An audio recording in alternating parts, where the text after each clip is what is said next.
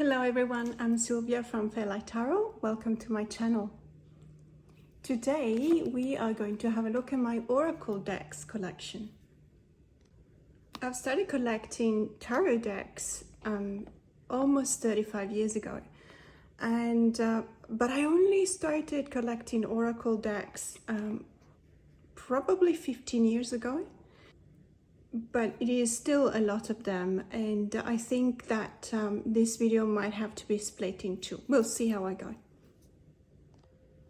The first deck that I'm going to show you today, and by the way, there's no particular order to them. So this one is the Soul Trees Ascension deck. It came to my collection this year, and it's a magnificent deck.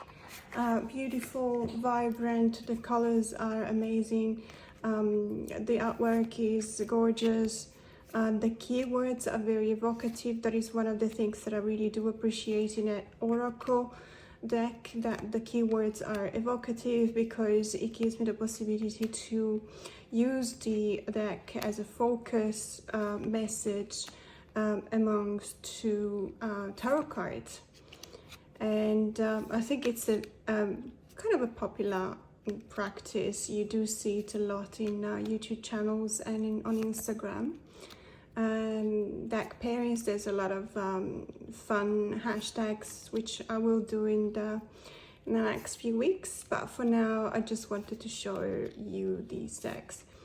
Now these are, I like to think of my collection as a snapshot in time, in the sense that I have a tendency to be ruthless when it comes to decks I'm going to keep on decks I want to rehome.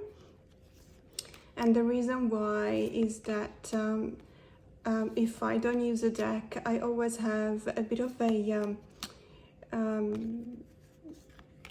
a way to establish if I want to keep it or not. And I always ask myself, for example, why did I buy this deck in the first place? And is that reason still valid? If it's not, and perhaps if there's a deck that has replaced the use of the original deck, then I am happy to rehome them. And it's also, I find it respectful to the deck itself, because it's such a pity that they just lay on the shelf gathering dust and not being used. If I do rehome them, I always make sure that they go to someone who will appreciate them, and that's always a positive thing. So this is the Soul Ascension deck, and it's created by Alison William Yee.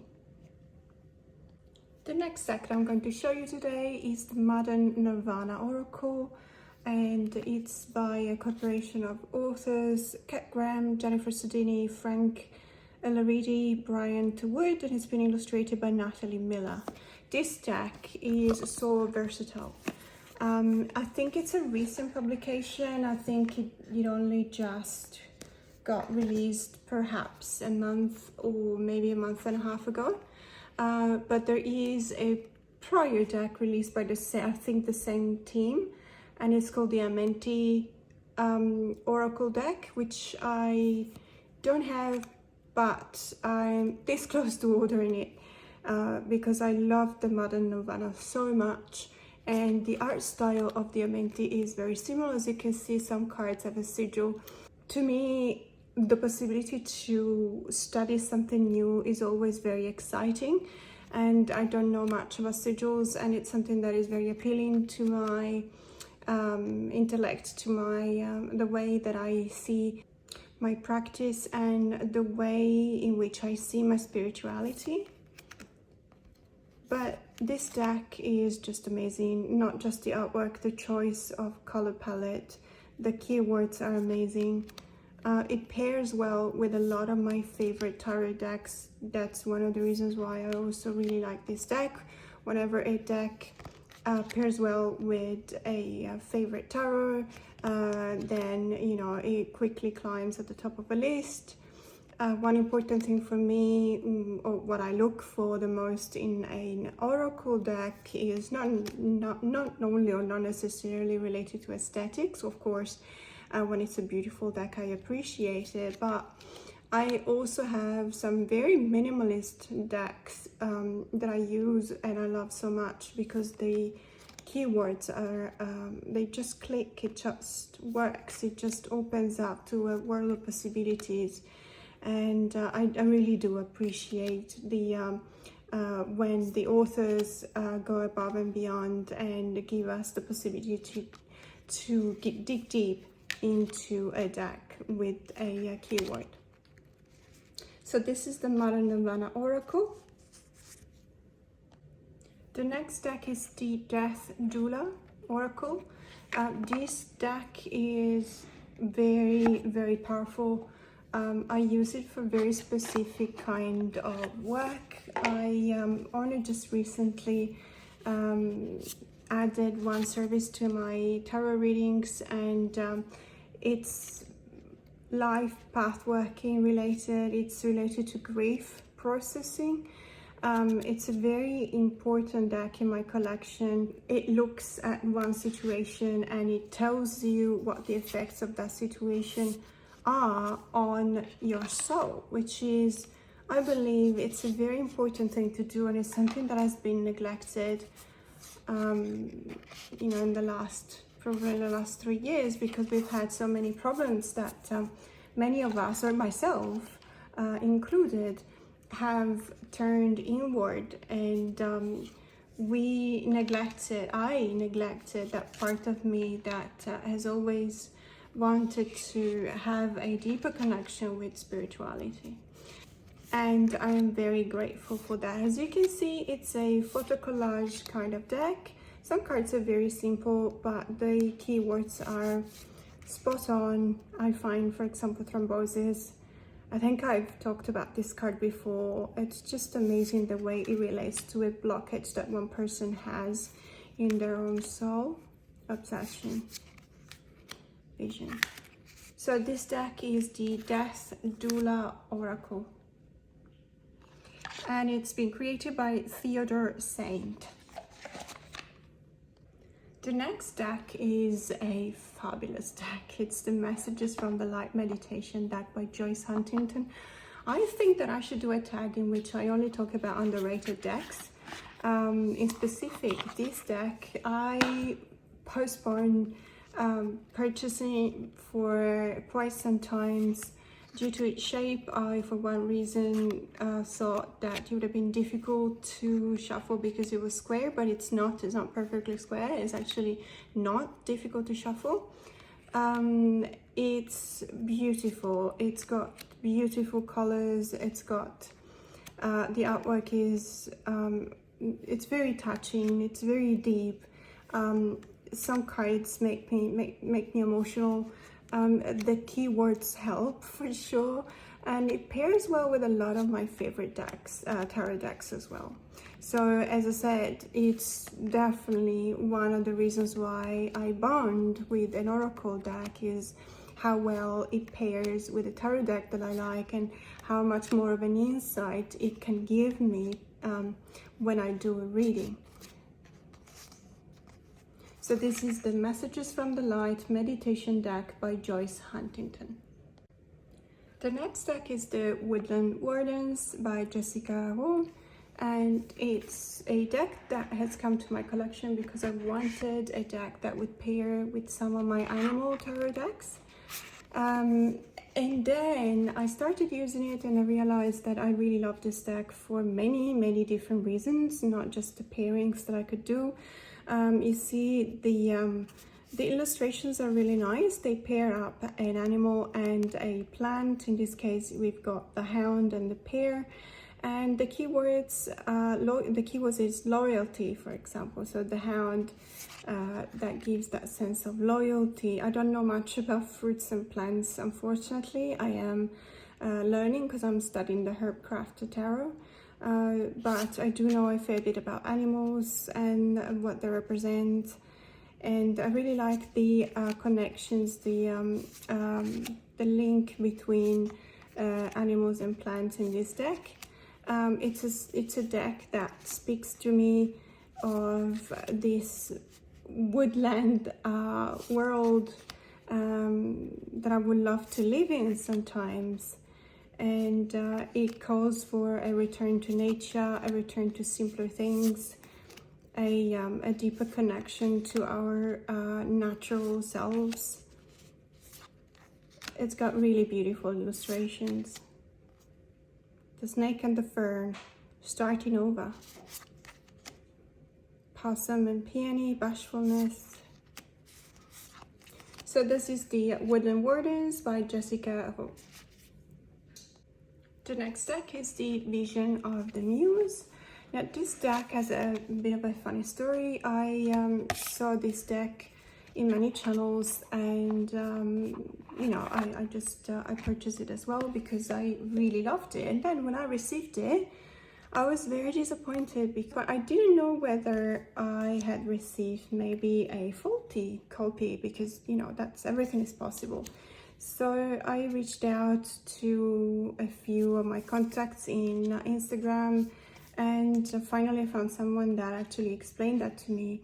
So this is the second edition, and the second edition is has specifically been, let's say, modified indeed in such a way to bring more light to some areas of the cards that were too dark in the first edition.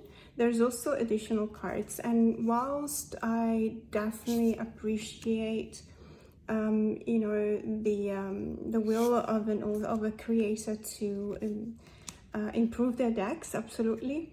On the other hand, I find it sometimes quite difficult to relate to these cards because of that reason, or at least that's what I thought. Then I started using this deck, and it pairs really well with some of my tarot decks, and I just couldn't let it go. And I have now learned to go past that. I think that the more you use a deck, the more you are willing to oversee some kind of a flaw that you can find. And it's we're talking about minor flaws, but that to me visually were disappointing because I had a preconceived idea of this deck, and I think that that was the wrong thing to do from my part, from my end. I should not have set my expectations for this deck. Everyone knows that whenever you show a deck on a video, because of the color correction that is done almost automatically in some software, the colors do not always correspond to reality, and so I should not have been disappointed. What I can say is that once I started using it, I was really happy that I got it after all. So this is the Vision of the Muse, and the creator is Alejandra Luis Leon. This next deck is quite famous in the tarot community because it's a deck that has been used a lot in combination with, let's call it shadow work. For me, is personal improvement, and it's a deck that has made me very emotional in many occasions. I've talked about this deck. It's the concept is very deep and touching. It bases its the whole system of the deck is based on the assumption that the trauma that we went through is concentrating in our bones. Therefore, if we want to overcome that kind of trauma, we have to look and identify, localize the region of our body in our bones where the trauma is situated, and then we can start working through it. And I find it incredibly touching. It goes for very deep spiritual work, but aside from that, this deck is gorgeous. The artwork is really beautiful. There's not a thing that I don't like about this deck. The cardstock is amazing. I wish there were more cards, but that's just one thing. It's just absolutely beautiful. So this is the Energy Oncology Oracle deck by Ashley Stinson, and it's been illustrated by Kelly Finnan. The next deck is the Connected and Free by Inner Hue, the Alchemist's Oracle. I do not unfortunately have the book. This is the indie edition. There is a mass market edition, but for the time being I think it's just in French. When I purchased it, I had to purchase it secondhand, and the person selling it to me told me that I didn't need the book. And so I said, okay, well, fair enough. I do believe that she was right. I read with this deck. I use it almost every day. The keywords are perfect. I really don't think I need the book. However, I'm willing to be proven wrong. If you guys have the book, let me know in the comments below what you think about it. The colors of this deck are what strikes me the most. It's just amazing. The keywords are simply mind-blowing. I mean, look at this, fear. It's powerful, evocative. It's a very versatile kind of deck. I use it in a lot of my clients' reading. It's got chakra cards. I pair it with the tarot deck, the Lumina tarot deck, which is by the same author. I generally don't do that. I don't pair tarot and oracle from the same author, but in this case I thought that it was the right thing to do. It felt like they were going really well together. Conflict. It's an amazing card. I know that the mass market edition, at least the French version of the mass market edition, has got whiteboards, and as a consequence the artwork has been shrank a little bit, and that's the reason why I actually reached out. I really wanted an indie one because I really want to see the whole of the artwork in this deck. I think it's just amazing. So beautiful. Look at this card, Responsibility. So this is the Connected and Free Oracle deck by Inner Hue.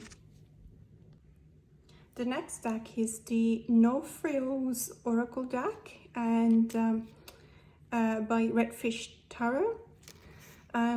It's called a No Frills Oracle deck, and true to its word, it comes in this organza kind of pouch, and it's got this print as a way of introduction. It's got this leaflet with a couple of sentences for each card.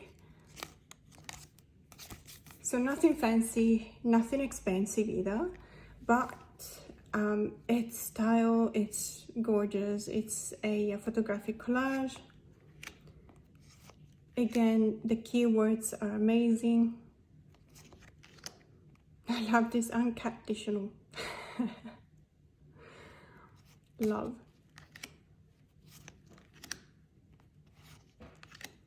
This one was an acquisition because I thought it would pair well with some of my collage decks.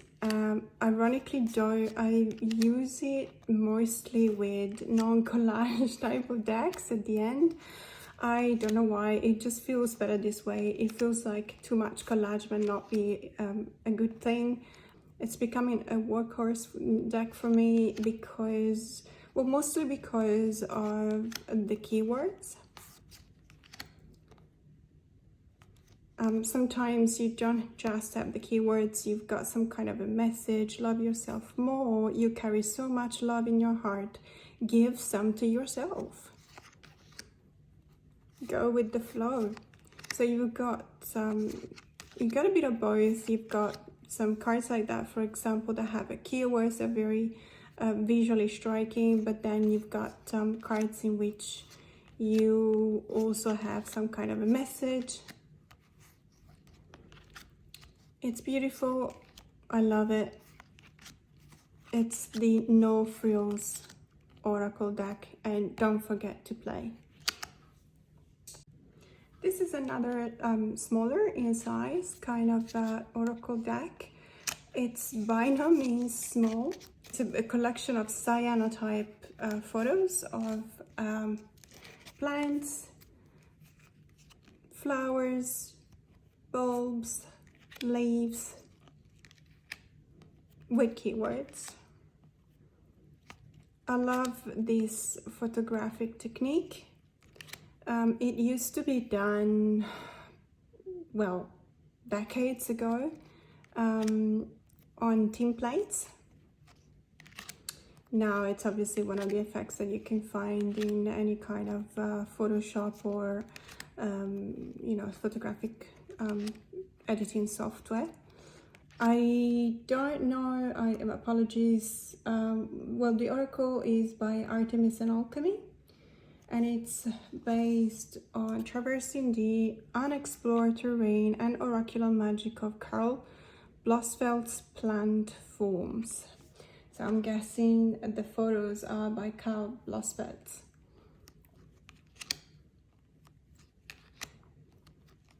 So it could be that they have been originally taken with that technique, or they have been post-processed in Photoshop. I don't know.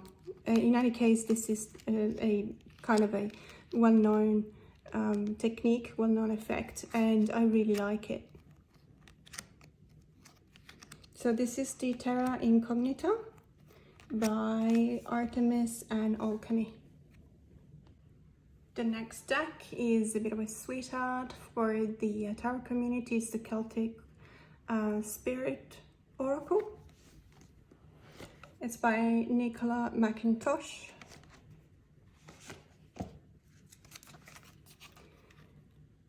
It's got a kind of a muted color palette, but I really appreciate it because together with the line work, it makes for a very effective kind of visual type of art.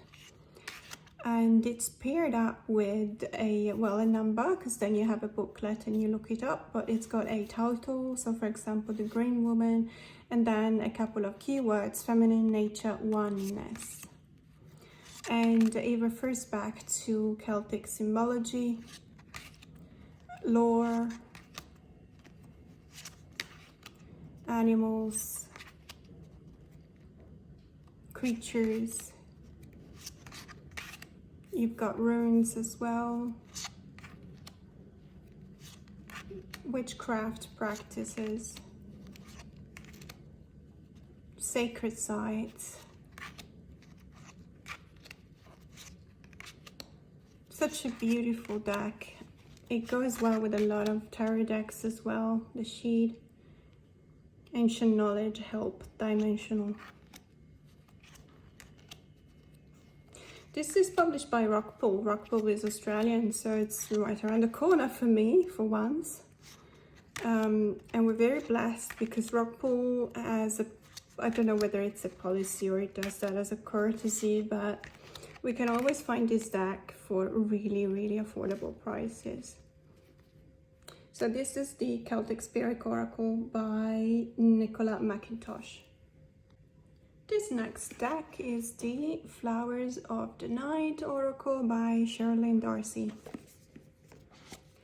This deck, I think, is another one of those decks that is really underrated. Probably because of the minimalist kind of style, the black background. But what I really like about this deck is the fact that, first of all, there's always a plant and an animal associated to it. There is a keyword, understanding, and then there's a title, or rather the name of the flower represented on the card. So this is the Night Blooming Cereus. The keywords just make sense to me. They, I don't necessarily know much about botanics, but there is a visual connection between the scene represented and the keyword. Well, in this case, it's very clear. The keyword is chance, and you see a comet. You know, when you wish upon a falling star, that's obviously that's your chance to have something come true. This is underrated, I think. I don't see it a lot in the tarot community, but it's a beautiful deck. It's a beautiful artwork.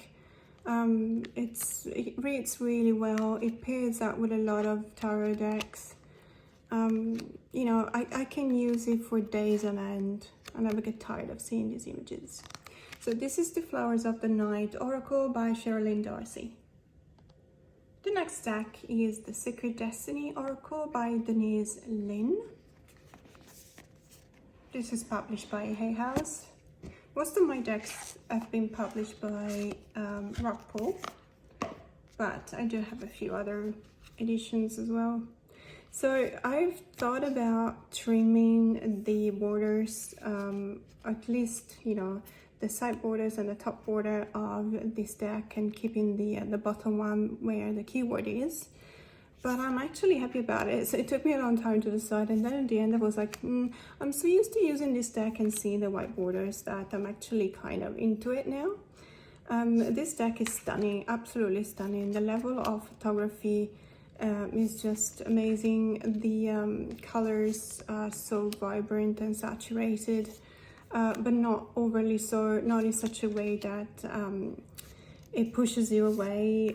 It actually does the opposite effect. It actually brings you into this kind of world that it's showing. I find that, for example, this deck is my go-to deck when I want to pair it with the Somnia Tarot. Well, partly also because of the white borders, but also because they're both photographic kind of decks, but this one obviously has got a bit of editing done, post-processing done, but the keywords are on point. And you know, when we talk about keywords in an oracle deck, as you can imagine, there's only so many words you can use. For example, abundance. I think you find abundance in at least 99% of tarot decks. At least in 99% of my oracle decks, you'll find the word abundance. However, I noticed that in this deck, there's a few words that I cannot find in other decks. Now, obviously, even if I looked for them, I wouldn't find them because of Murphy's Law. But in any case, I really, really like it. This is the Secret Destiny Oracle by Denise Lynn. The next deck is the Herbal Astrology Oracle by Adriana Ayales, and the artwork is by Josephine Clerks. This deck, published by Hay House on one of the latest Hay House card decks. It's amazing. One of the things that I really like, for example, is the card backs. They're just absolutely gorgeous. It reminds me so much of the Oak, Ash and Thorn. Coincidentally, it does pair beautifully with that tarot deck. The reason why I really love this deck is also because, well, it's a botanical oracle, but it doesn't stop at the usual plants featured in a botanical deck. It goes beyond that. Dry Rose Blood, Anima Mundi, for example, the combination between the plants chosen and the keywords is really good. But what's really unique for me is the choice of the artwork. As you can see, it's not your typical choice, although you can't really, unless you have a specifically mushroom themed deck, you don't really find Amanita in your botanical decks. Blue Lotus, it's beautiful. So it's got this kind of, it gives you this kind of access. It's a key access to this magical world. It's not just about the use of these plants or herbs or flowers. It's also very, as I said, magical, exoteric.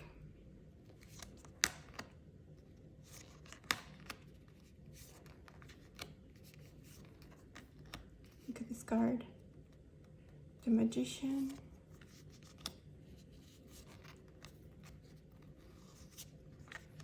The colors are very similar, one card to the other, but I like that. think that it's very difficult to, it's beautiful, beautiful card. It's very difficult to produce another botanical deck and be original about it. You know what I mean? I mean, we've seen so many botanical decks, but the scenes that are depicted in this deck are definitely unique, and I really like it. It's the Herbal Astrology Oracle by Adriana Ayales, and the artwork is by Josephine Clerks. The next two decks are the Southern Botanic Oracle and the Southern Gothic Oracle by Stacey Williams Ng. And I have featured them recently in a VR, specifically the VR that looks at decks that represent the world you would like to live in. And the reason is because they are so very evocative of the southern states of the United States, where I would absolutely love to live. And I just thought that they really had to be in that VR. I have two, so I have the, let's say the base deck and also the expansion packs. So it's called the Poisonous Plants for the Southern Botanic, and it's the Haunted expansion pack for the Southern Gothic. I've talked about this deck, so I'm not gonna say much more about it, but look at the colors, look at the, I love the fact that you've got the English name for the plant or flower, then you've got the Latin name, and then you've got a couple of keywords. It works, it just clicks. I found that whenever I use it, whether I use it on its own or I use it you know, as a focus point for a tarot reading, it just works. So this was the Southern Botanic, and then I want to quickly show you the Southern Gothic. So as I said before, it's such a pity that the cardstock is not the same. This is more like a thinner kind of cardstock.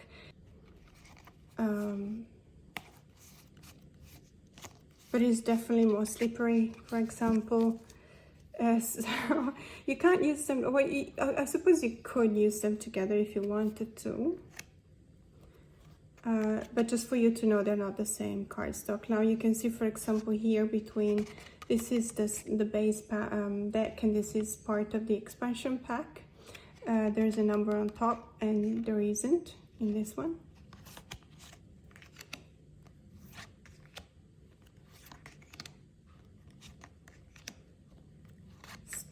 Stunning cards. I love the combination of the vibrant colors, especially those burnt oranges and reds and yellows. Look at this. Bottle tree, mediation, intercession.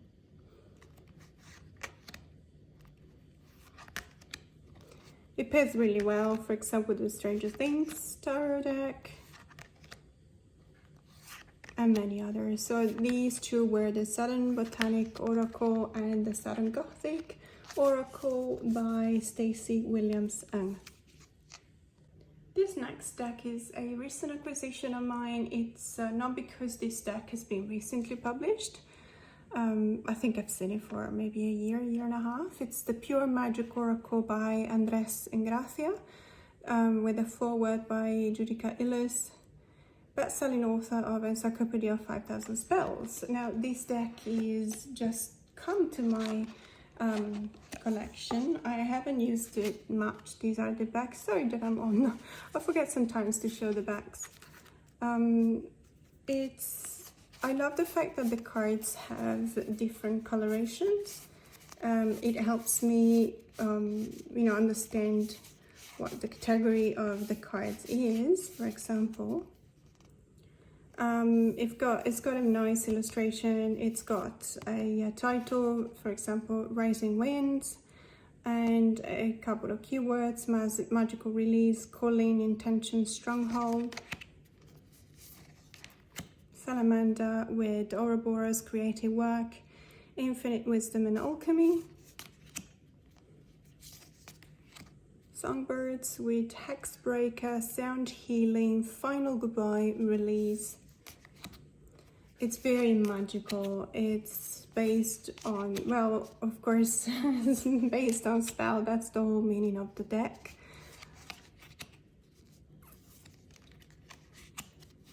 I still have to find a space, unique way to use this deck. But it feels like it calls to more of my witchy side.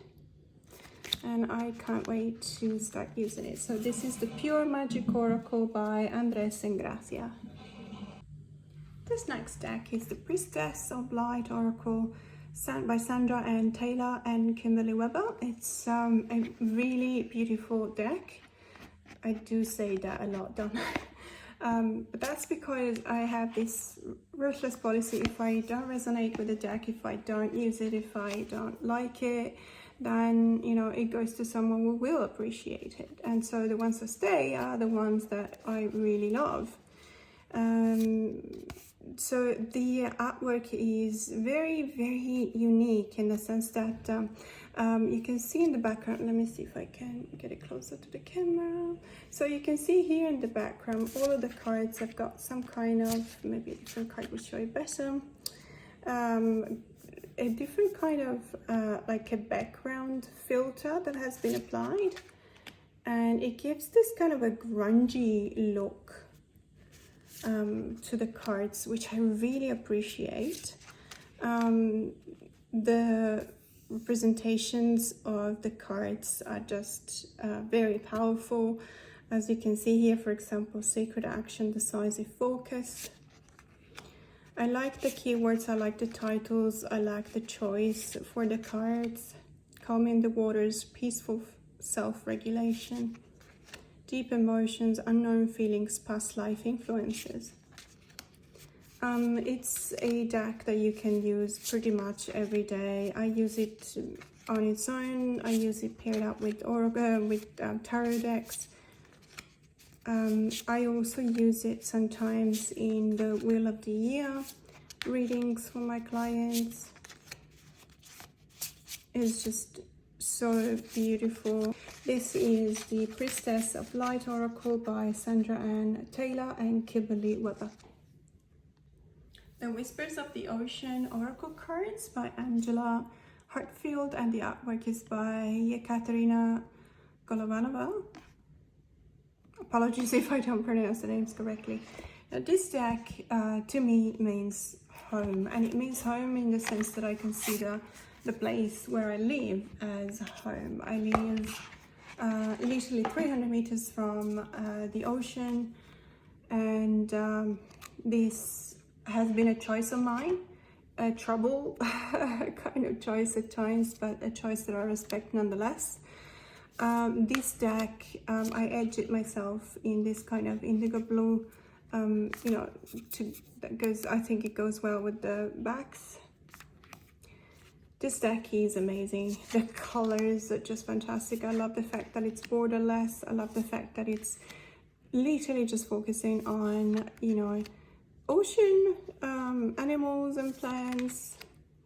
It's got a nice, not even a keyword, but like a sentence and a message. So enjoy the journey. Stay present and flexible. Many changes are going on for you and around you. These changes are not only good, but necessary. Bring your awareness into the now rather than focusing on the past or the future. So you don't need the book. In this case, it's got so much. You do have so much to talk about when you pull one of these cards, to the point that I think a one card pull is actually enough. I don't think I've ever used it in more than one card pull. I do use it in combination with a tarot deck. In specific, I use it all the time with the Healing Waves, simply because some of the imagery are very similar. They connect really well.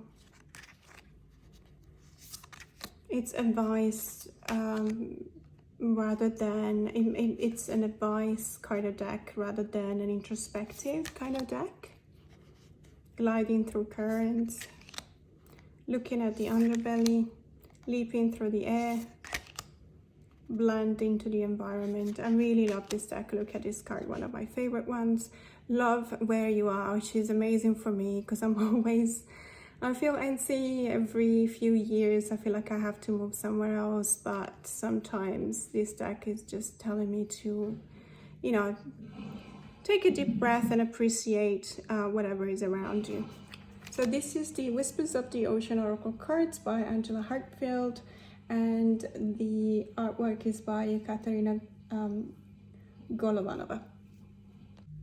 The next deck is the Divine Animals Oracle by Stacey DeMarco, our very own Australian Stacey DeMarco. This deck, I use it all the time when it comes to determining and pulling the card for the animal of the year for my readings, for my clients. It's a bit different from other type of animal oracle decks, or even spirit animal oracle decks. I do appreciate that the art in the cards shows you the animal, and also, let's say, a kind of an evocative kind of refiguration of the keywords. So with deer, we've got power. With prosperity, sorry, with the peacock, we've got prosperity. With the cat, we've got intuition, chameleon, and change. That's a bit of an obvious one. I really like the guidebook. I think that this is one of the probably few oracle decks that I always use with the guidebook, because the choices of some of these animals are not necessarily straightforward as a meaning for me. For example, the meerkat is associated with responsibility, so I go to the guidebook because it's always very interesting to understand what puts the author to choose that kind of animal for that kind of keyword. And the raven is news. I kind of see that, but some of them are not so obvious. And it's always nice to see, to read the book, to get into the mind of the author. You know, it's okay, a tarantula has got connection. That's not something that I would automatically think when I see a tarantula. When I came to Australia, just on a personal note, I was arachnophobic. I came to Australia 15 years ago, and you'll go, why on earth would you choose to live in Australia if you're arachnophobic, which is the fear of spiders, since Australia's got the highest number of venomous and deadly spiders in the world? Well, there wasn't as much of a choice because my husband is Australian, but I got over it. Took me 15 years. Now, see, for example, this one is very beautiful.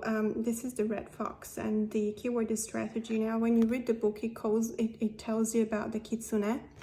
Kitsune is the Japanese word for fox, and in the Japanese law, the kitsune is the guardian of the temple.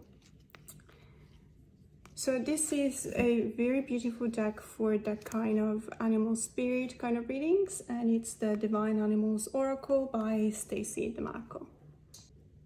The next deck is the Animal Apothecary by Cara Elizabeth, and looking if there's another name on it. No, so it's been published by Hay House. It's a recent acquisition in my collection. It's such an underrated deck. The backs are amazing. There's a lot of sacred geometry in the deck. It's underrated, I think, because at first look you go, oh, okay, well, it's a pretty deck, nothing to it, but the way it reads is fantastic. It just tells you whatever you need to hear, whatever you don't necessarily want to hear, but you definitely need to hear it. The artwork is very simple and yet very on point. Almost there. Not really, I've got so many decks left. It's in you. Sometimes it's odd because in this case, when I saw Quantum Jump, for example, I would definitely go to the guidebook, but when I see a card like this one, it's in you, then in that case, it is very intuitive, so it's a bit of a, yeah, both for me. But it reads really well. Claim your power. Abundance, victory, attract through glow. It's an understated kind of artwork, but this deck works really well for any kind of reading, whether you associate it with the tarot deck or whether you read it on its own. It's such a sharpshooter. I'm not even kidding. It's beautiful. It's the Animal Apothecary by Cara Elizabeth.